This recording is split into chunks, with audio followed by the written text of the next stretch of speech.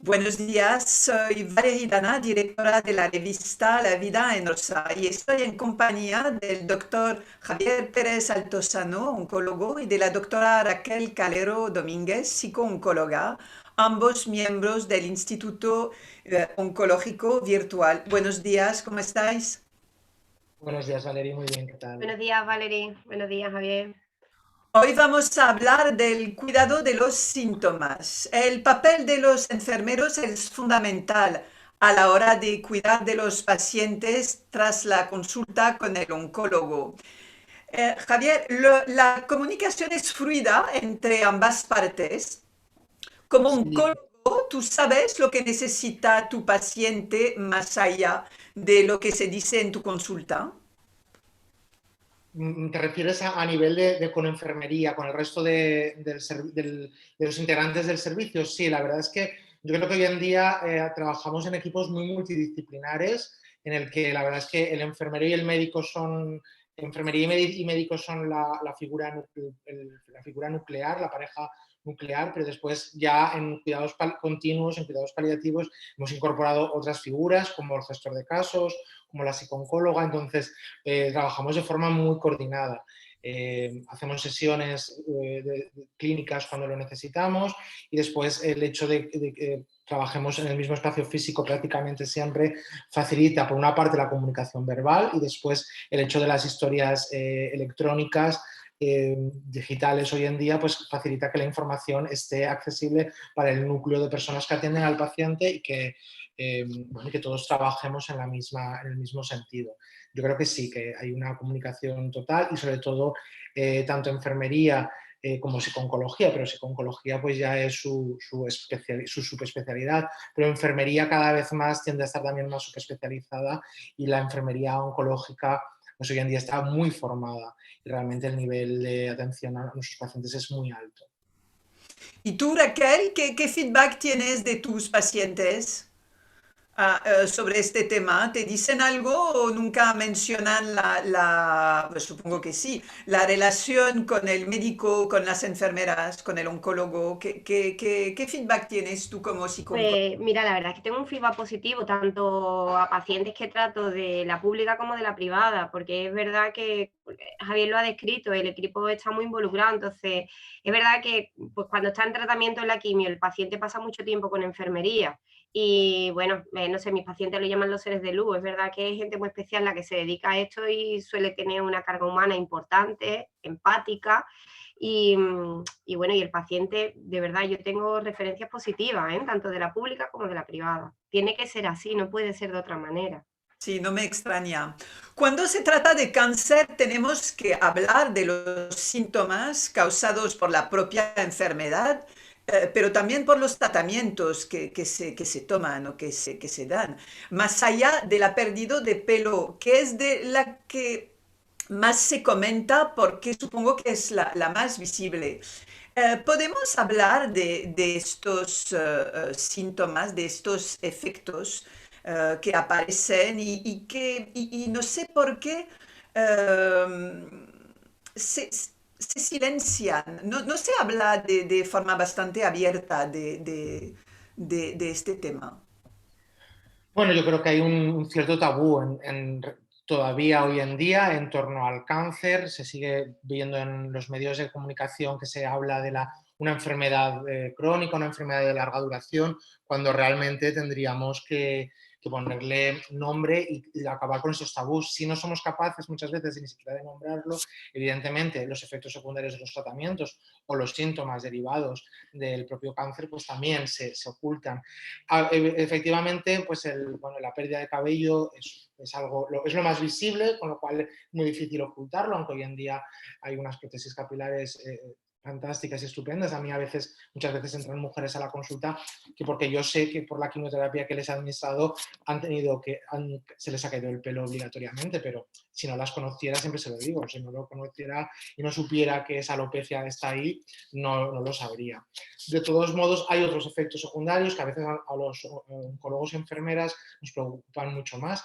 Las náuseas y los vómitos, hace unos años, hace 10, 20 años, era un síntoma muy muy temido. Afortunadamente, el avance que ha habido terapéutico en ese sentido ha sido brutal. Normalmente los pacientes hoy en día ya no llegan a vomitar, pero sí que pueden tener alguna pequeña náusea, y ahí la calidad de vida ha mejorado espectacularmente. Hay síntomas digestivos como son el estreñimiento o las diarreas en momentos puntuales. Hay síntomas cutáneos, sobre todo con todas las terapias dirigidas que hemos incorporado. Y entre los síntomas relacionados con el tumor, pues bueno, pueden ser múltiples, evidentemente. Yo creo que el síntoma más temido por los pacientes por culpa de la enfermedad oncológica es el dolor. El dolor todavía está muy presente. España es un país privilegiado, pues tenemos unas ratios de tratamiento del dolor con opioides, con fármacos derivados del opio, con morfina. Tenemos unas tasas de tratamiento altísimas respecto a lo que es Europa, pero aún así es verdad que el dolor sigue siendo infradiagnosticado y, por tanto, infratratado. Y también ha habido muchísimos avances en cuanto a fármacos analgésicos en la última década. Y después, hoy en día, lo que sí que tenemos que incorporar, y doy paso a Raquel, es un efecto, más que un efecto secundario, es un efecto derivado del tumor, de la enfermedad, que son todos los problemas emocionales en cuanto a ansiedad y depresión, que yo creo que ahí es donde los oncólogos todavía flaqueamos y no, no sé hasta qué punto las nuevas generaciones tienen una cierta concepción y preocupación, y están todos esos síntomas de la esfera psicológica y también de la esfera sexual, sobre todo de las pacientes. Y ahí dejo a Raquel, que yo creo que nos ilustrará mejor.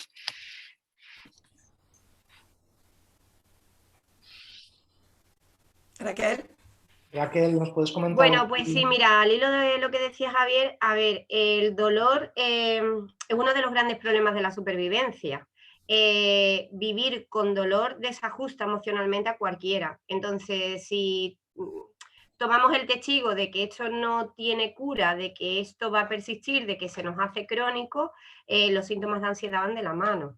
La apatía va de la mano, porque cualquiera puede empatizar con estar 24 horas sintiendo un dolor que limita tu vida. Entonces, a ver, ahí está el problema, en la supervivencia. La gente vive, pero ¿en qué condiciones vive? ¿Con qué calidad de vida? ¿Vale? Y es verdad, pues ya lo habíamos hablado en la primera entrevista, que a psicología se accede pues a nivel asociativo privativo. Entonces, es la pata que cogea, efectivamente, porque esto no se aborda como se tiene que abordar.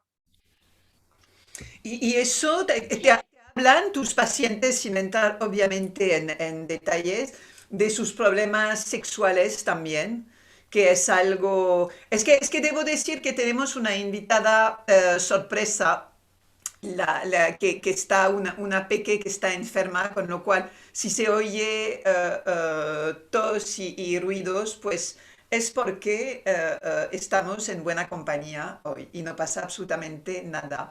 Te hablan sí, de esto, de estos problemas más íntimos, que por el feedback que tenemos nosotros en la revista, fastidia la vida. Es decir, que parece, y lo decimos a menudo, estás con vida, con lo cual tienes que ser feliz y contenta. Pero la vida no es simplemente despertarse todas las mañanas, es poder disfrutar de ella. Y la sexualidad hace parte de una vida plena. ¿Cuál es tu experiencia sobre este tema? Mira, pues efectivamente el dolor le hemos dado importancia, pero después hay muchos más síntomas y las disfunciones sexuales forman parte de las consecuencias de los tratamientos. Si nos vamos simplemente a la mama, el cambio de la imagen, la autoimagen, intercede en nuestra sexualidad, ¿no? Lo de siempre, no es lo mismo pasar por este proceso con pareja que sin pareja, en un periodo evolutivo o en otro. Y claro, y efectivamente la disfunción sexual está y hace mella. Entonces, el paciente se queja de que el cambio de rol en su vida ha cambiado y esto también. Entonces, ¿cómo se aborda? Bueno, pues se aborda desde el acompañamiento, desde la intervención psicológica, porque las disfunciones sexuales, a fin de cuentas, tienen solución, el deseo sexual se reconduce. No sé, Valerie, si me puedes tú preguntar también para yo ayudarte en lo que me quiera. Yo lo que veo desde hace años es que se aborda el cáncer desde el punto de vista médico, lo que es lógico porque queremos que las personas que padecen esta enfermedad se sientan mejor y puedan seguir con una vida normal, entre comillas, porque no existe una vida normal.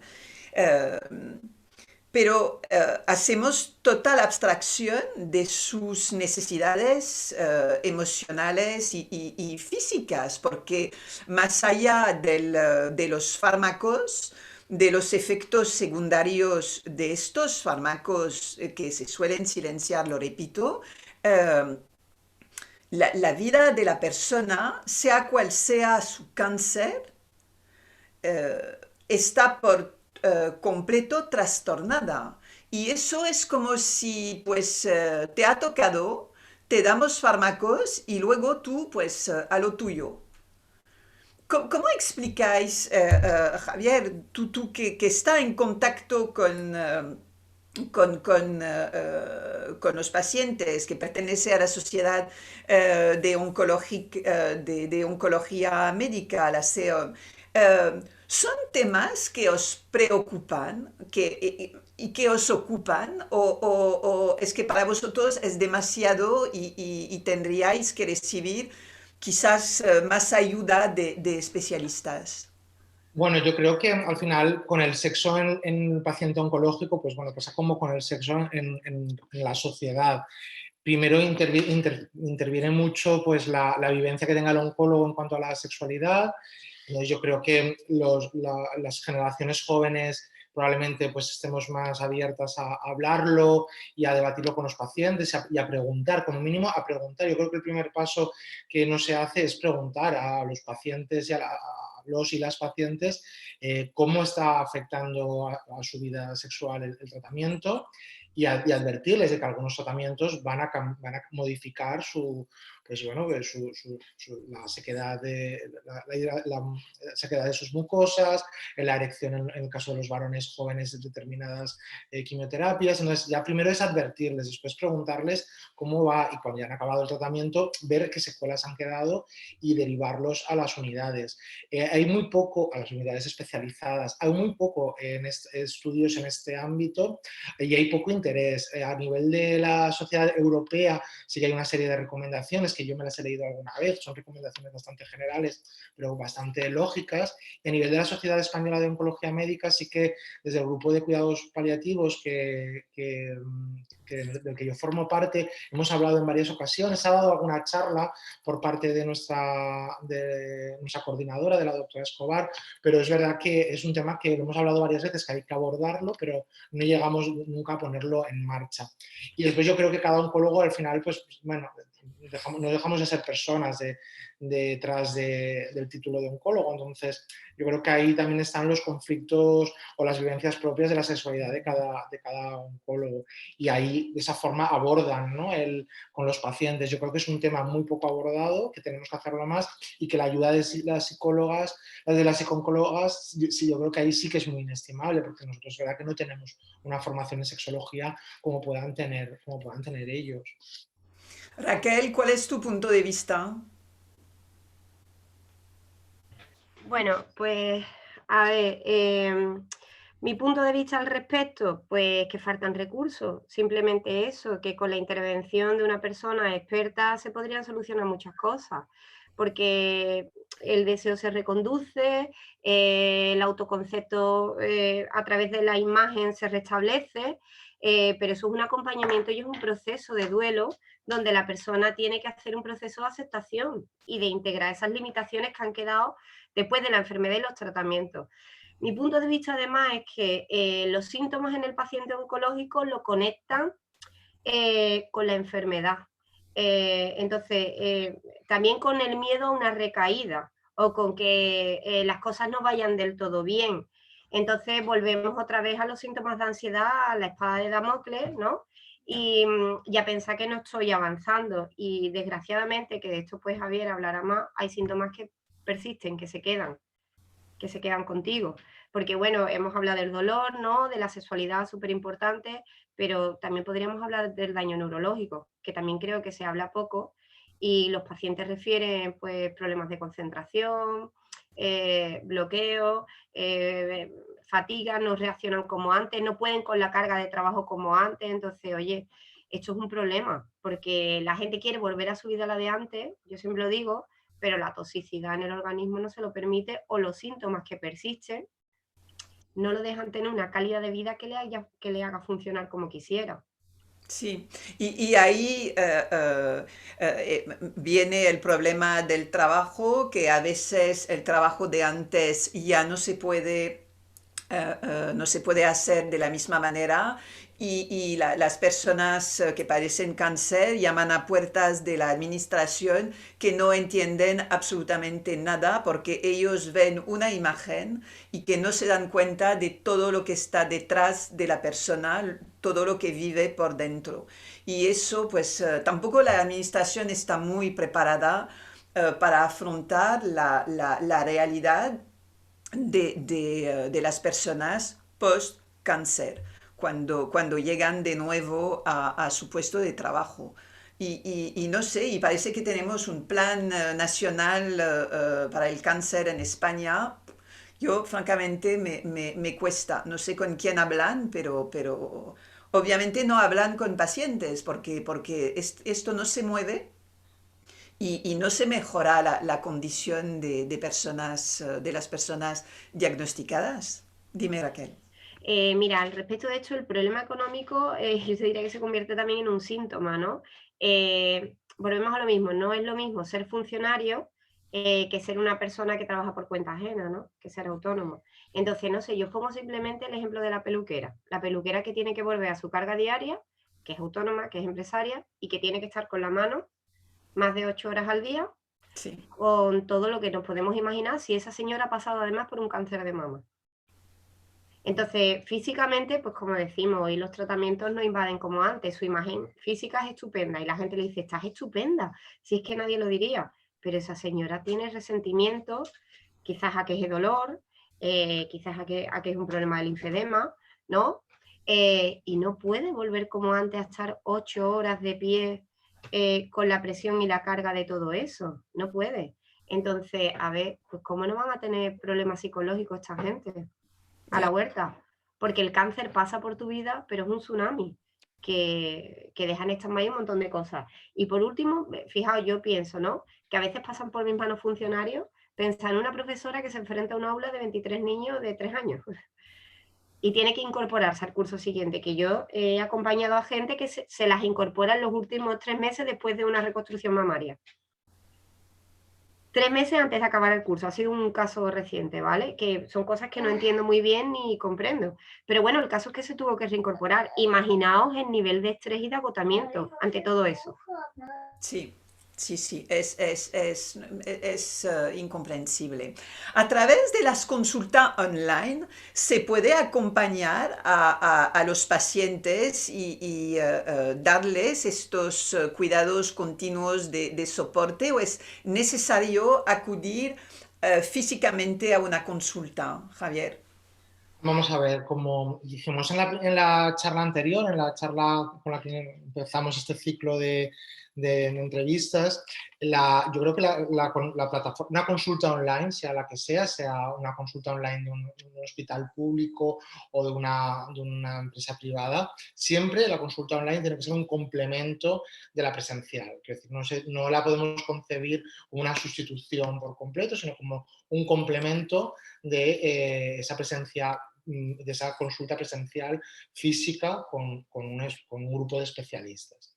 Pero partiendo de la base de ese complemento, pues sí, la verdad es que durante la pandemia a mí me sorprendió lo bien, y durante la pandemia, como decía Carmen la semana anterior, por desgracia, lo único que hicimos una telemedicina prehistórica con teléfono, y funcionó bien el control de síntomas y la consulta de cuidados continuos, y con una plataforma pues como esta, en la que nos podemos ver por una videollamada, la verdad es que es sorprendente lo que podemos hacer. Yo creo que acercamos la medicina a pacientes que pues, en un momento dado pueden no vivir en una zona urbana con muchos servicios a su alrededor, porque España es, bueno, el mundo es mucho más que Madrid, Barcelona, Valencia, Sevilla, y permitimos ese acompañamiento en domicilio a través de una pantalla.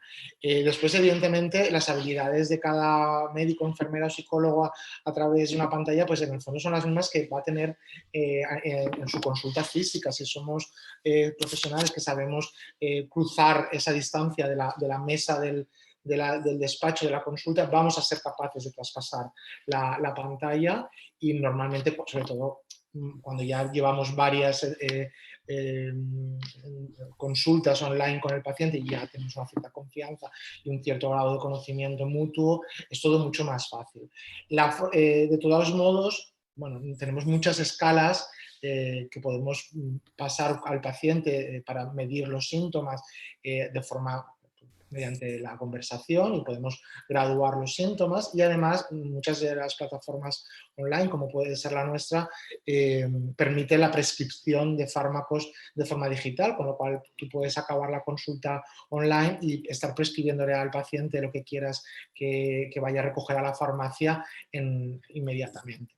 Y también además también disponemos, muchas plataformas online disponen de servicios asociados presenciales que si en un momento dado crees que el paciente tiene que ser valorado físicamente por un especialista, sea por un oncólogo o sea por otro especialista diferente y hacer una exploración física o alguna exploración complementaria, pues también lo puedes derivar de forma preferente. Pero siempre desde la base, desde el planteamiento, que la consulta online tiene que ser un complemento a su consulta presencial habitual. Pero bueno, todos sabemos cómo en ocasiones, lo describía Carmen muy bien la semana pasada, que las consultas, en ocasiones tenemos consultas muy apretadas en la pública, muchos pacientes, tienes que confirmar el tratamiento, te están llamando por el teléfono por otro motivo diferente, tienes que entrar a hacer la receta, te está llamando la enfermera por otra cosa y en ese momento pues igual te está diciendo que el paciente que tiene dolor, tú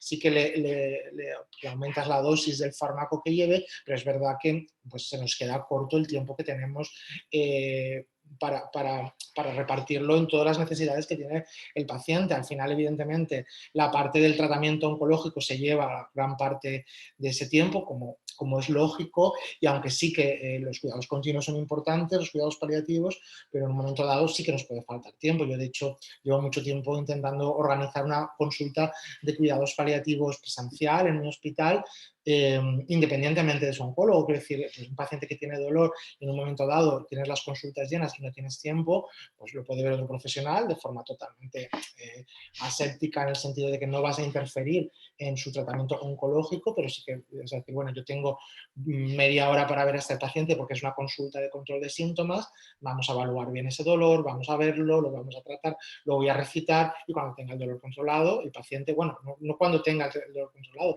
en paralelo el paciente puede seguir con su oncólogo de su tratamiento oncológico. Bueno, pues es un complemento, los dos oncólogos están ayudando, están trabajando por el paciente sin interferir en lo que es las decisiones importantes del tratamiento oncológico. Estos modelos son muy difíciles a nivel del sistema público.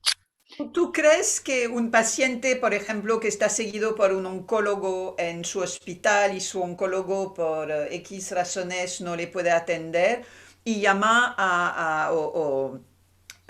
viene e intenta, enfin, hablar con vosotros en el Instituto Oncológico Virtual? ¿Tú crees que los pacientes pueden tener miedo de llamar a otro oncólogo que no sea el suyo? ¿Cómo explicar que sois oncólogos y que vosotros os vais a informar sobre los informes médicos, obviamente, del paciente antes de decir cualquier cosa? ¿Cómo vencer este miedo? Bueno, es lógico, ese miedo es lógico porque además el paciente oncológico establece un vínculo muy especial con su oncólogo. Entonces, bueno, pues yo creo que primero desde nuestra presentación que tenemos en nuestra plataforma, somos un grupo, bueno, de oncólogos, psicóloga, enfermero, que nuestro currículum está ahí colgado, es un currículum público y tenemos ya años de experiencia y formación detrás, eso por una parte. Y por otra parte, nosotros cuando el concepto que en la primera consulta siempre establecemos es que nosotros vamos a trabajar por el paciente y al lado de su oncólogo. No, yo creo que el respeto profesional es importantísimo, es una de nuestras premisas y bueno, pedimos al paciente que nos suba a la plataforma, es muy sencillo, toda la información de todos los informes que tienen y nosotros en cada visita emitimos un informe más o menos largo en función del tipo de visita que sea. Si es una segunda opinión, evidentemente es un informe larguísimo, si es muy exhaustivo y muy pormenorizado, si es una visita de control de síntomas, pues escribimos toda la evaluación que hacemos del síntoma, toda la valoración, todas las escalas y nuestra propuesta de tratamiento, y ese informe lo tiene el paciente, le llega automáticamente a su correo electrónico para que lo pueda imprimir y lo pueda compartir con su oncólogo, y así además le decimos, bueno, esto es nuestra propuesta, pues llevas esta medicación para el dolor o para otro síntoma, te hacemos esta receta, esto es lo que nosotros proponemos. Al fin y al cabo, como si acudiera a una urgencia de un hospital o a un centro de salud, pero además con la confianza de que en este caso somos unos especialistas de su enfermedad, somos oncólogos. Entonces, bueno, yo creo que ese es el concepto, siempre sumar, nunca pisar ni restar, compartir toda la información, eso es básico, además transmitírselo al paciente. Y bueno, yo creo que en la sociedad de hoy en día, yo por ejemplo, yo muchas veces fomento que mis pacientes, algunos en determinados momentos, busquen una segunda opinión y la pidan dentro pues, del sistema público, que en todas las comunidades está dentro de la cartera de servicios. La segunda opinión, yo hay pacientes que les digo, creo que estaría bien una segunda opinión por ti, por mí también, para que nos quedemos todos tranquilos que estamos haciendo lo correcto y, bueno, aunque no tenga dudas de lo que estamos haciendo, pero creo que hay casos, pues, gente más joven o tumores menos frecuentes, que es bueno compartir esa información con otros especialistas. Y esto yo creo que es un poco lo mismo al final. Raquel, yo escucho bastante personas que vienen y que nos dicen, no, es que no me ha gustado la psicooncóloga que me ha tocado y tal. Y pueden buscar ayuda hablando con otras psicooncólogas o psicólogos, pero hay como un freno. Voy a tener que repetir todo desde el principio. Lo que no es verdad, porque supongo que si un trabajo se ha hecho, no hace falta repetir todo a la nueva psicooncóloga o al nuevo psicooncólogo. ¿Qué nos puedes decir sobre esto? Mira, ay, pues a ver, es inevitable porque el trabajo está hecho, pero la relación de confianza no con el nuevo terapeuta. Entonces, tengo que darle la razón a los pacientes, porque es verdad que cuesta cambiar de terapeuta por iniciar otra vez el proceso, pero no nos queda otra. Yo siempre, a mí me puede llegar el informe, o sea, la paciente con un informe de la psicooncóloga anterior, ¿no? Del psiquiatra, donde aparece una anamnesis, donde aparece un motivo de diagnóstico, unos síntomas, una historia psicopatológica previa, pero nunca va a ser igual que contada por el paciente. Y para establecer la relación de confianza, esa persona tiene que sentir que la verbaliza con su terapeuta. Pero tiene que volver desde el principio. Bueno, no es desde el principio, lo que pasa es que ella lo va a relatar, porque, claro, porque, no sé, nosotros empezamos, yo leo el informe y la persona, imagínate, en esa situación, ¿no? Que es como me dice, otra vez voy a tener que contártelo todo, y yo le digo, empieza por donde quieras, porque estás aquí. ¿Por qué estás aquí? Entonces al final la persona va a terminar contándotelo, ¿vale? Es que es muy complicado que no lo haga. Pero es eso, puede empezar por donde quiera. Por donde quiera, porque al final está en la maestría del terapeuta facilitar que esa persona se habla, facilitar la alianza terapéutica, que empatice, que se sienta segura. A ver, nosotros es que es una máxima, yo siempre digo, el paciente tiene que salir de la consulta esperanzado, con la idea de que esta persona, esta psicóloga, lo va a ayudar de alguna forma, ¿no? Y esa es la esperanza que hay que transmitir, ¿no? Esa confianza, ese cuadro terapéutico. Después, mira, a diferencia de oncología, yo diría que la telepsicología ha venido para quedarse y es una herramienta muy útil. nosotros podemos hacer la evaluación psicológica y todo a través de la plataforma estupendamente. Nosotros vemos la cara, vemos los gestos, ¿no? Los ojos, que es muy importante. Es más, durante la pandemia los pacientes se sentían más reconocidos en la pantalla que en la consulta con la mascarilla. Ya, lo puedo creer. Ya. Porque parece que no, pero no es lo... Es que yo he tenido pacientes que hasta que no se han quitado la mascarilla, es que hasta me lo he topado por la calle o en el hospital a la entrada y no lo he reconocido, ¿no? Pero eso, Porque la expresión también de la boca es muy importante, va en consonancia con todo el gesto facial. Entonces sí, los ojos hablan estupendamente y los ojos es verdad que la mirada transmite, pero el conjunto de la cara lo perdemos y en la pantalla nos hemos podido ver estupendamente. O sea que yo sí diría que nosotros no tenemos limitación como puede tener oncología, porque oncología es verdad que tiene que tocar al paciente, ¿no? Lo tiene que palpar, nosotros no. En ese sentido, nuestra vía emocional a través de la facción completa, que es lo mismo, que esto no viene a sustituir nada, viene a sumar, que está claro que se puede compaginar con presencial, pero si tuviéramos que prescindir de lo presencial es un recurso bastante eficiente y que lo cubre todo. me gustaría abordar un tema que da miedo, creo, a muchos, sino a todos, los cuidados paliativos, que no solamente están relacionados con el cáncer, sino con cualquier ser humano en el mundo al final de su vida. ¿Qué son exactamente los cuidados paliativos? Bueno, los cuidados paliativos, como tú bien has apuntado, no son exclusivos del paciente oncológico, aunque pues, el imaginario popular parece que lo asocia exclusivamente a los cuidados al paciente con cáncer.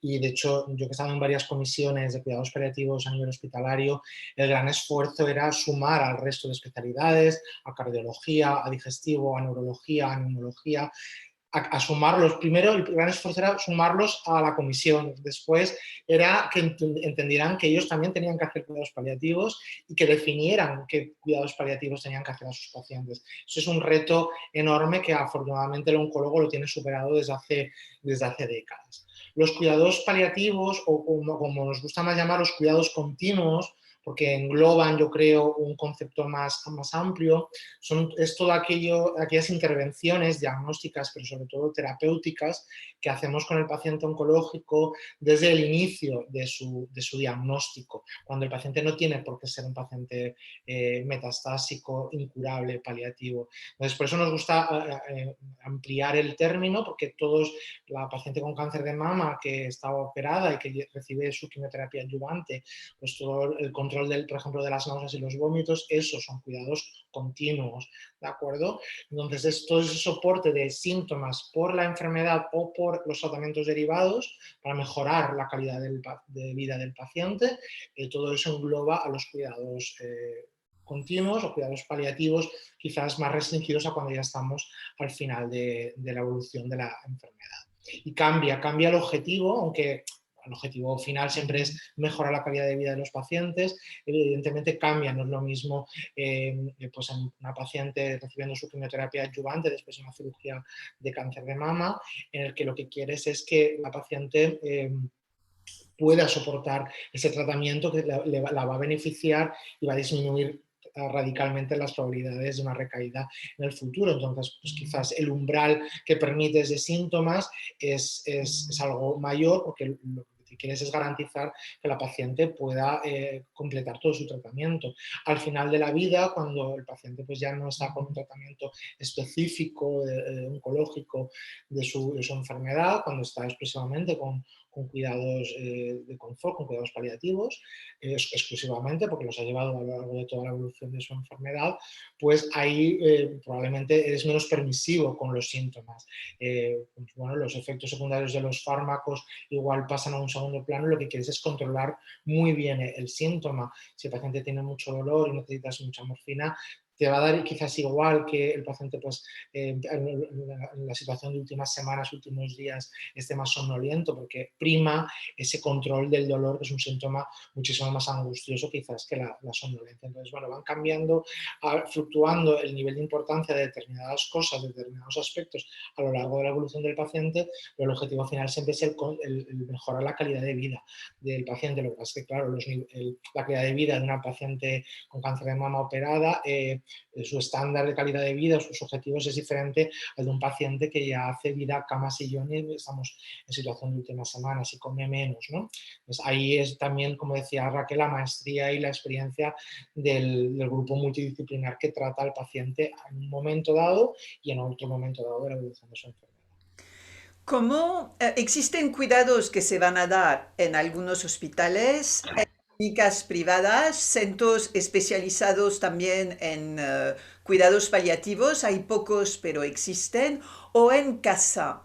Eh, ¿Cuál es el acercamiento en cada caso?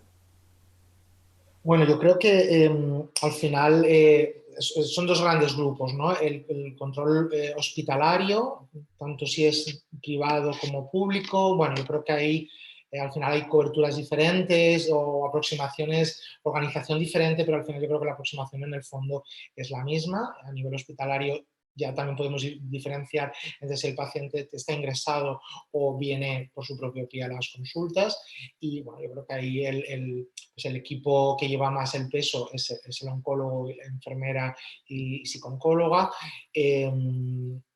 Y después ya empiezan a entrar determinados compañeros especialistas pues para técnicas muy determinadas, como puede ser en un momento dado una radioterapia antiálgica, una colocación de una prótesis derivativa con intención paliativa, y el enlace con los cuidados en domicilio, que ahí sí que es un cambio de paradigma diferente, aunque el objetivo sea el mismo, pero el paciente está peor, está en domicilio, los objetivos son otros, como decía yo antes, y ahí cambia un poco el enfoque, ¿no? Entonces ahí está la figura mal definida, yo creo todavía en España, del paliativista, del médico de hospitalización a domicilio.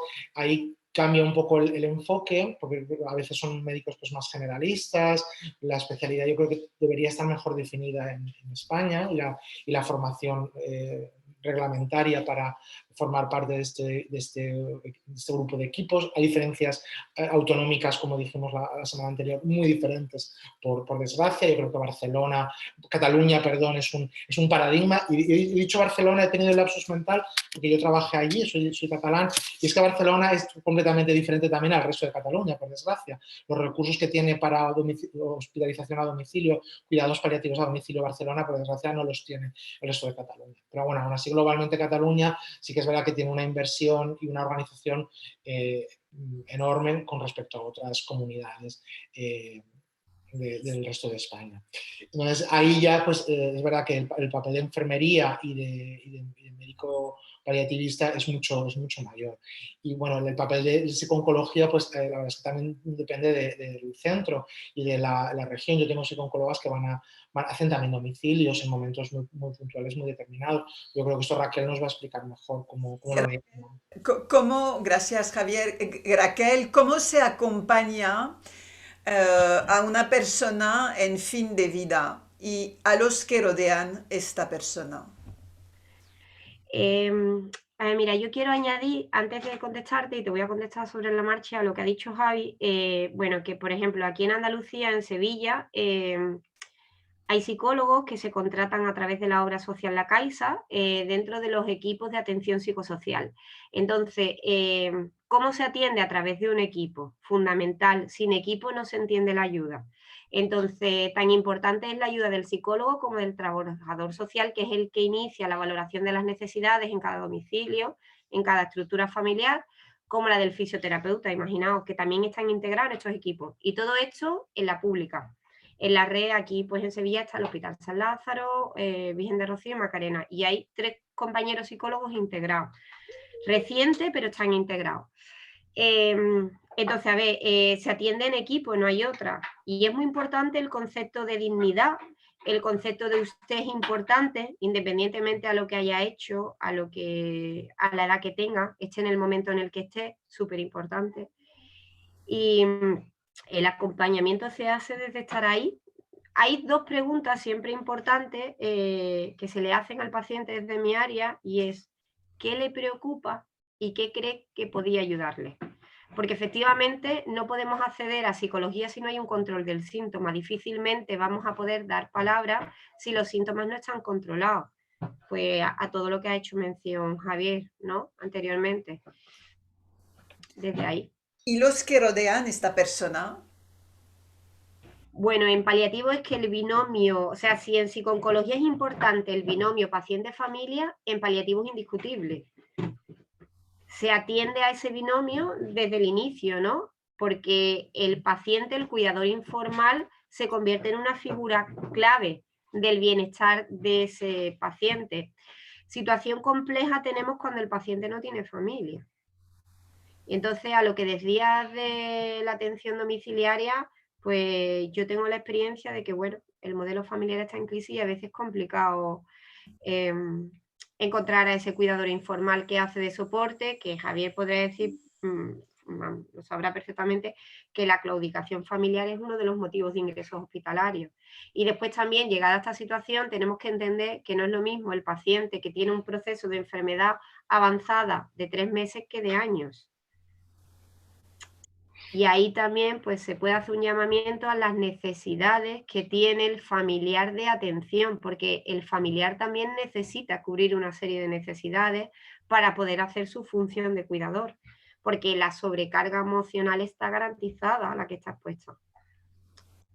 Entonces, mire, este es un tema delicado, es un tema, pues bueno, que yo, la gente que conozco, los paliativistas, que de verdad son seres de luz, la gente que rodea esto. Es más, que hace poco yo estuve en una tertulia, ¿no? Con Ezequiel Barranco, paliativista de toda la vida aquí en Sevilla, ¿no? De la zona comarcal, y de verdad que lo hacen de una forma exquisita, pero no tienen recursos. Entonces, la denuncia siempre que hacemos es a la falta de recursos para poder hacer su función como deberían. Es curioso porque hay centros neonatales, se dice así, ¿no? Para cuando nacemos, luego en las condiciones, en condiciones de las cuales no vamos a hablar aquí, pero ¿por qué ¿por qué la sociedad se olvida, por qué los gobiernos se olvidan del último momento de la persona? Y eso es que nadie se va a poder escapar. No es que concierna a algunos que miramos así desde lejos, no. Es que a cualquiera nos va a tocar este último respiro. ¿Por qué no está tomado en cuenta? Es difícil entender esto. Pues no sé, Javier, sería polémico, pero esto también tiene que ver con nuestra cultura de la muerte, ¿no? De todas formas, yo, si tenemos que cerrar de alguna forma, yo diría que los paliativos es más el sentido del buen vivir que del buen morir. Cuidado con eso, que paliativo es vida hasta el final y es cuidar la vida. Entonces, eso es súper importante. ¿No, Javier? No sé. Sí, yo iba a decir exactamente lo mismo, que el concepto de la sociedad que tenemos de pues, la muerte es ocultarla hoy en día en la sociedad occidental y no gira la vida en torno a la muerte como puede ser, o no la tenemos integrada como puede ser en las culturas más orientales. Y sí, la verdad es que me ha encantado la frase que yo creo que puede etiquetar o puede llevar el título de esta reunión, es los cuidados paliativos son vida en el fondo, es un concepto exacto de vida, de vivir la vida que sea, la vida que quede a nivel temporal con la máxima calidad posible y lo más parecida a la normalidad, entendido normalidad como un momento de no enfermedad. Porque ya después la normalidad cada uno la vive como quiere. Me ha encantado la frase de Raquel. Sí, os lo agradezco porque si seguimos así, en cada entrevista me vais a dar el titular de la entrevista. Os lo agradezco un montón. Os agradezco mucho vuestro tiempo. Muchísimas gracias. Este ciclo de entrevistas seguirá con otros temas muy interesantes. Muchísimas gracias a ambos. A ti, Valerie. A ti, Valeria. Oye, yo siento hoy los ruidos en de fondo. Nada, No, sí, Tenía a mi pequeñita en casa malita. y eso es la vida, pues es así, es así. Un abrazo y hasta la próxima. Nada, encantada. Buen día. igualmente. Gracias.